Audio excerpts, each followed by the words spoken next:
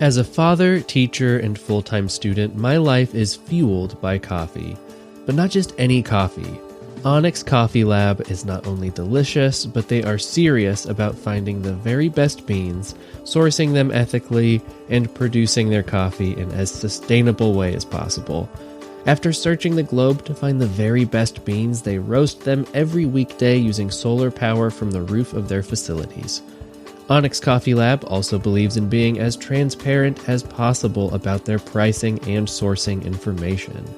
For example, you can get 10 ounces of their gorgeous cold brew for $16. That 10 ounces will make you 32 cups of incredible coffee. That breaks down to just over 50 cents per cup. Onyx Coffee Lab recently sent me some of their classic Southern Weather roast as well as their cold brew roast, and it was some of the very best coffee I've ever had.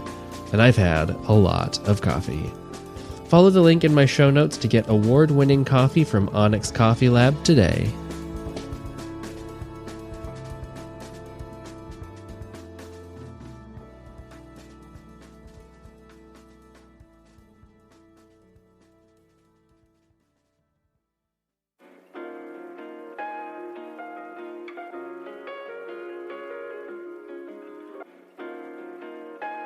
Do you ever think about what is below your feet?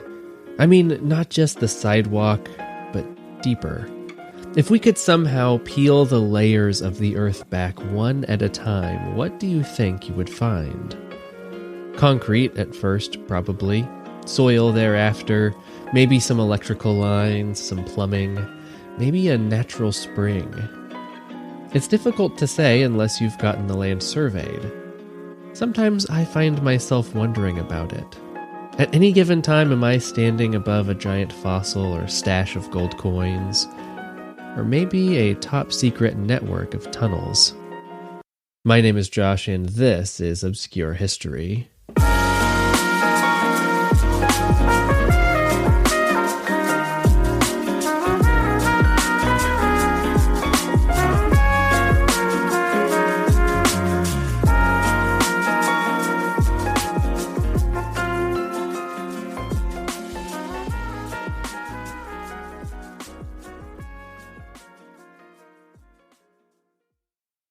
It was a summer day just like any other in Washington, D.C. The September sun cast its warm glow over the city, illuminating the windows of tall buildings and car windshields.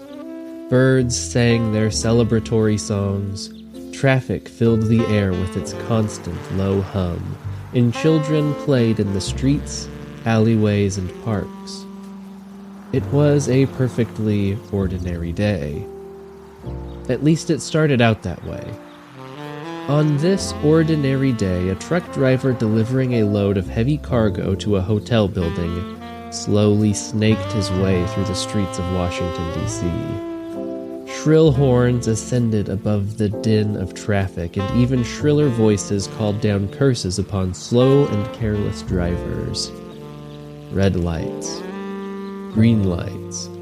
Pedestrians hurriedly walking to their meetings. Shoppers stopped to admire storefronts and window displays. That is, until this ordinary truck driver on this ordinary day discovered something truly remarkable.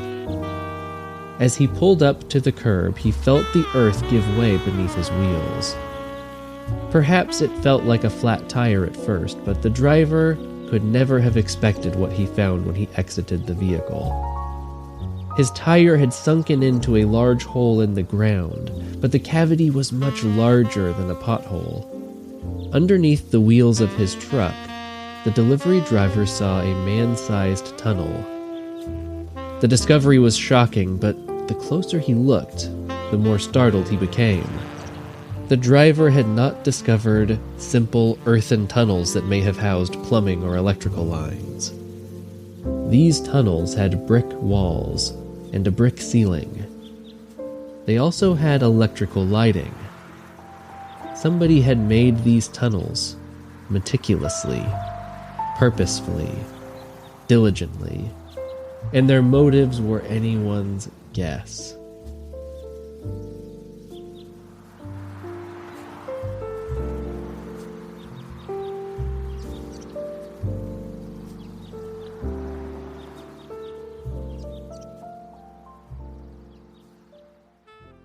Immediately, the story spread like ripples in a pond, at first grabbing the attention of the locals and then the attention of the journalists.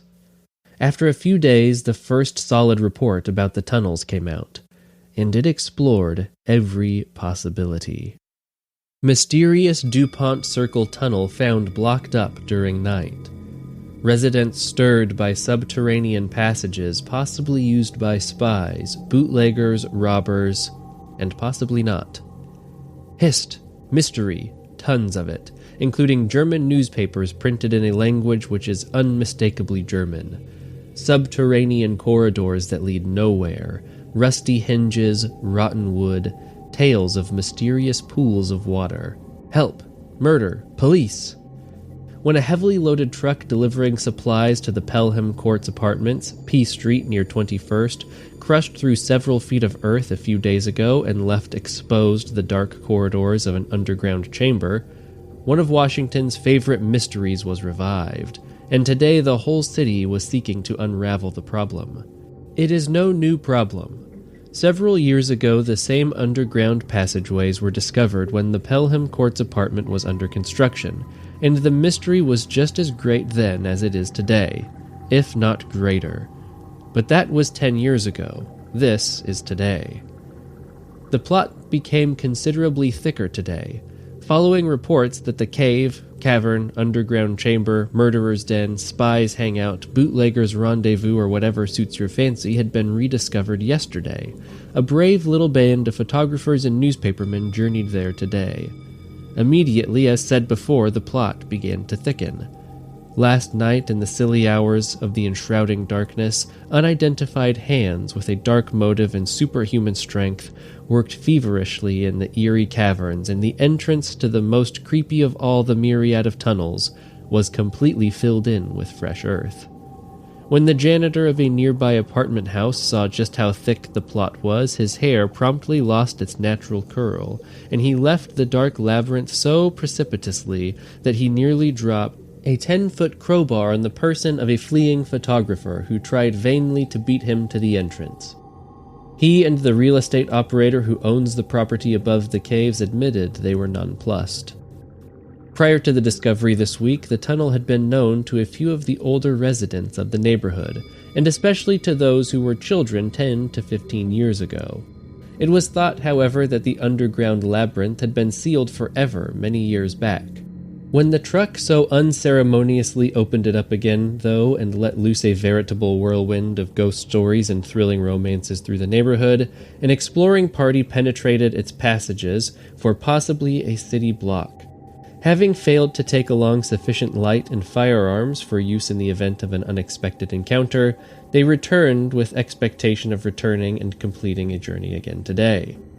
Accompanied by Bishop Hill of the firm of Moore and Hill, owners of the Pelham Courts property, in the rear of which the entrance was made, a group of newspapermen climbed down into the tunnel this morning for the purpose of going on through. To the amazement of Mr. Hill, they found a section where the upper tunnel had dropped into an unexplored lower passageway, which had been filled in and made temporarily impassable.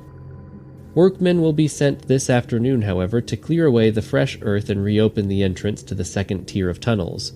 In the meantime, everyone in the neighborhood is eyeing each other with suspicious glances and wondering who crept stealthily into the aperture last night. Mystery and romance whisper from every brick of the tunnels. Entering through a small aperture made by the prying truck, the explorer suddenly finds himself in an amazing well-kept corridor, perhaps 2 yards wide and 8 feet high. The floor is plain earth. The sides and arched roof are of large, hard bricks, with an ornamental row or two of expensive glazed bricks protruding slightly from the wall near the roof. Following the main passage back about 20 yards, the expectant explorer comes to an abrupt end. Fresh concrete glistens where once was a wooden door. The rusted hinges still hang from the brick walls, and bits of fast-decaying door litter the floor. Turning back, another passage beckons the steady-nerved ones into the Stygian recesses. It, too, ends in a concrete wall, but turning at a sharp angle to the left is still a third passageway. This descends several yards by means of a half-dozen perfectly modeled brick steps. There once existed a trapped door.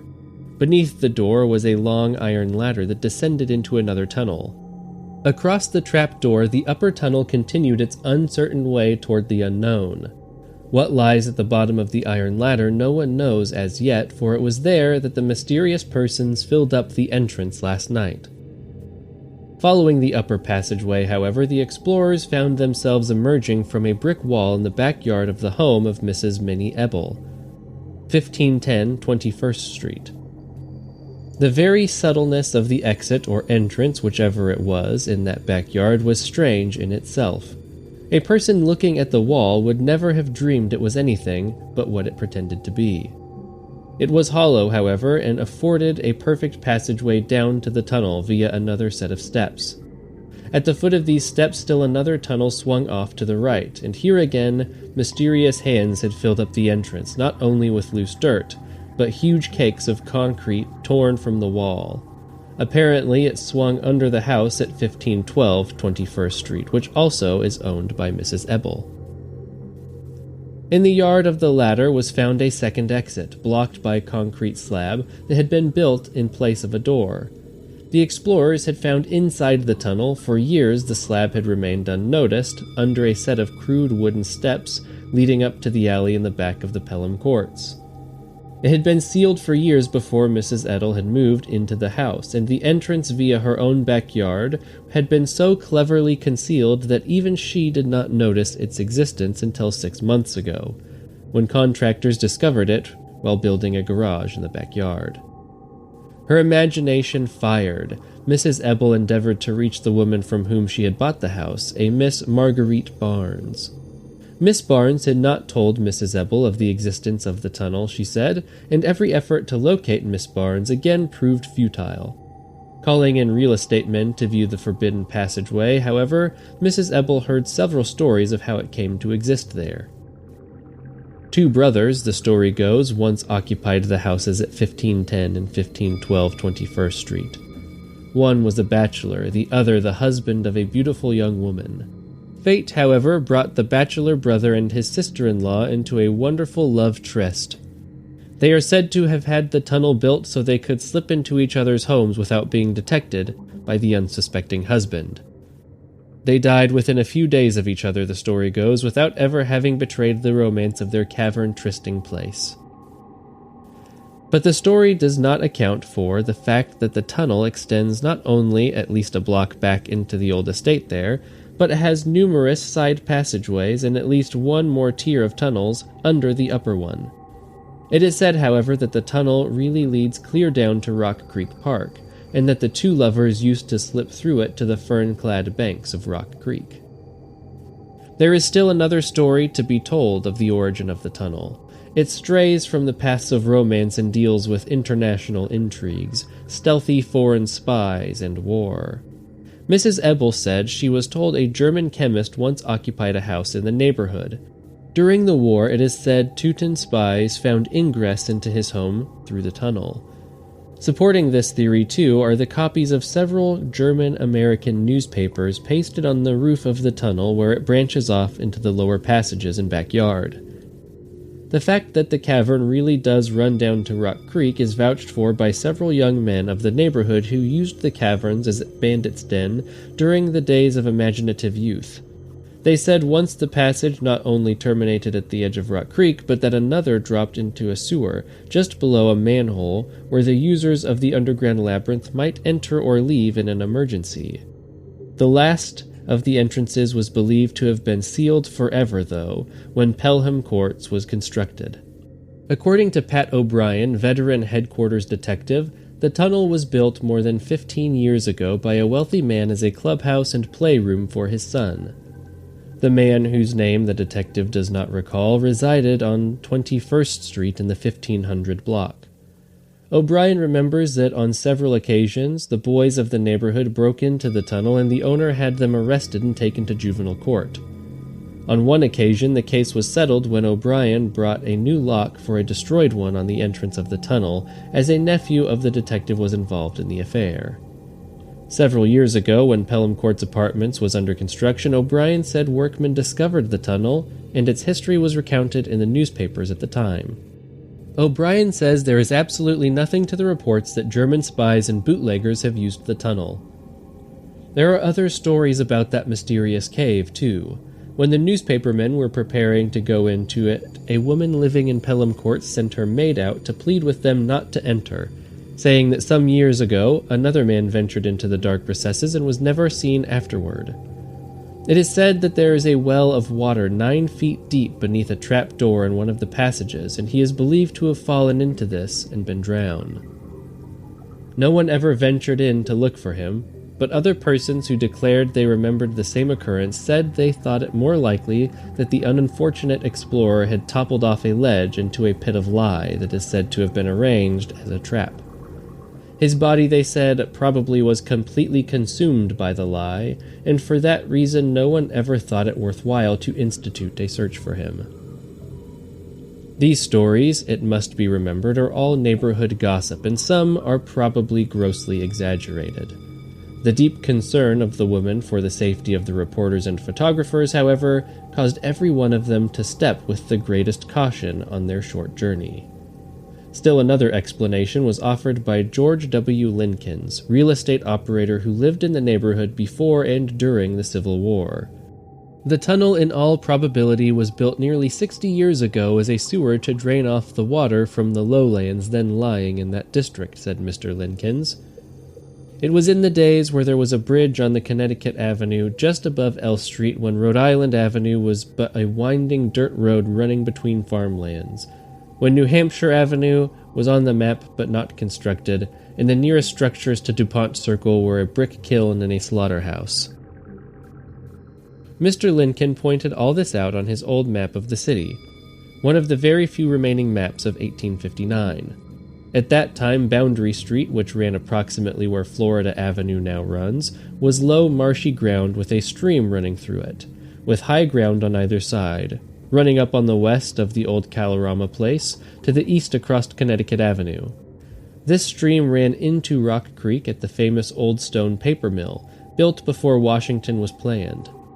There was another small stream which ran into the Boundary Street stream, which had its origin a block just above, when it was then called North P Street, between West 21st Street and West 22nd Street.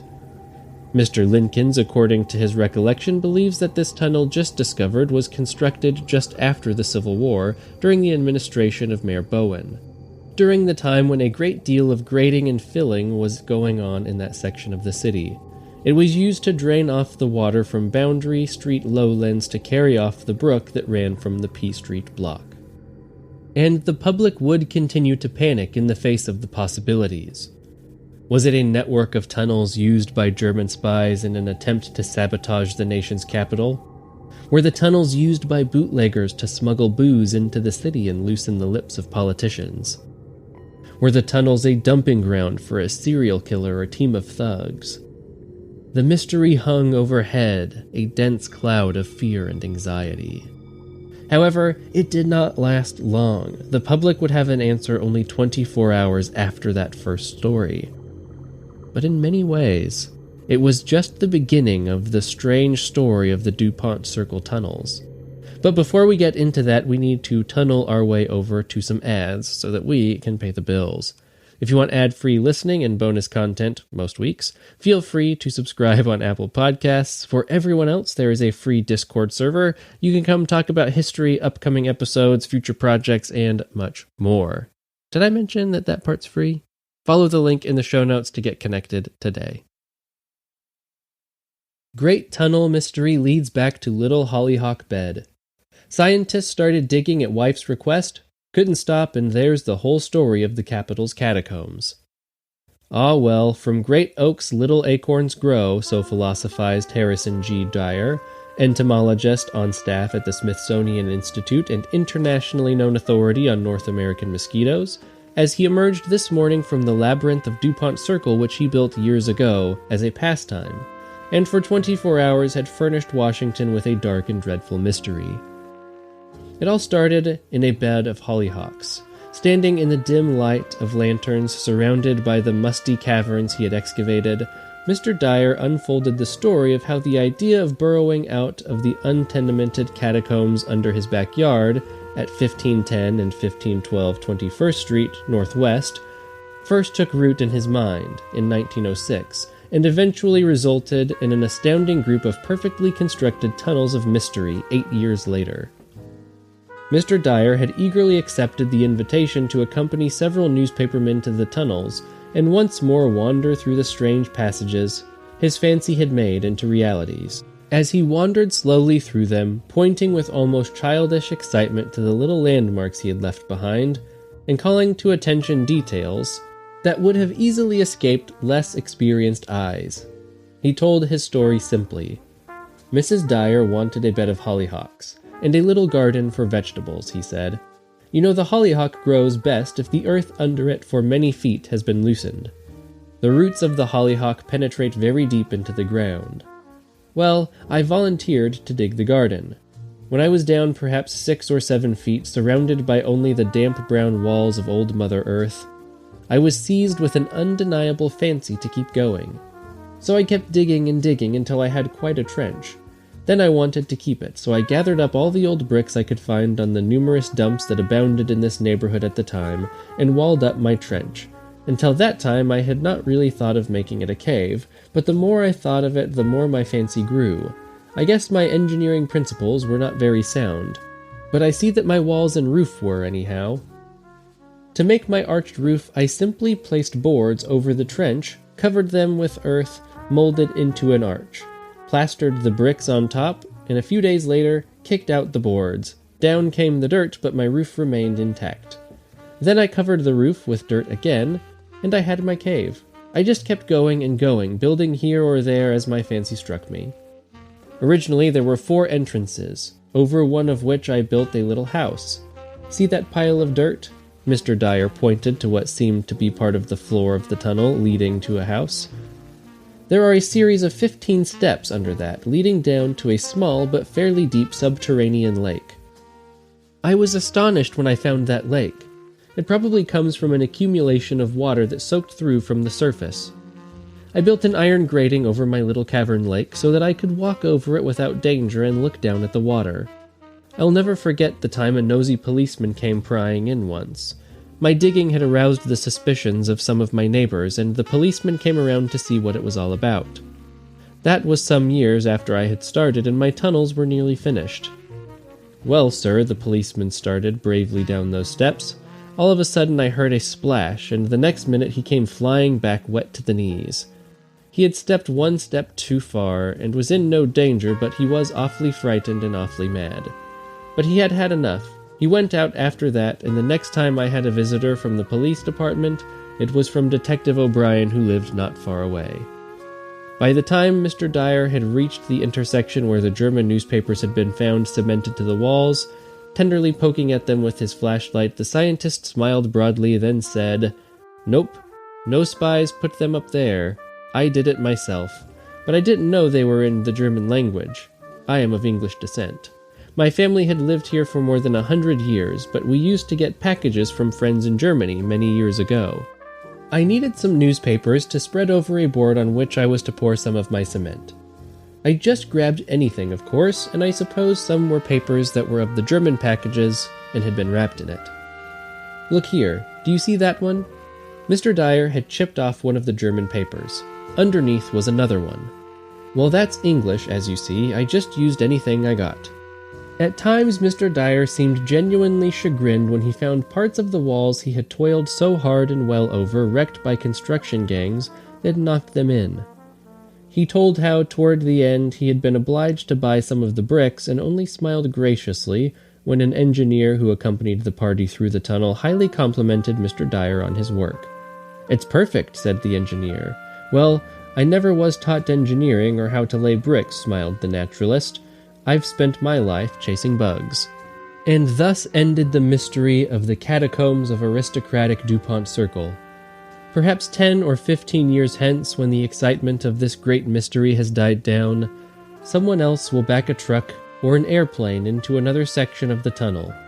If they do, it is not all that unlikely that another army of reporters will go racing to the spot to have their imaginative heads filled with weird rumors and neighborhood ghost yarns. and the nation's capital will probably enjoy this old thrill all over again. And so just as quickly as the mystery appeared, it was solved. Or so it would seem. Who was Harrison Gray Dyer exactly, and what was the real reason he built those elaborate tunnels?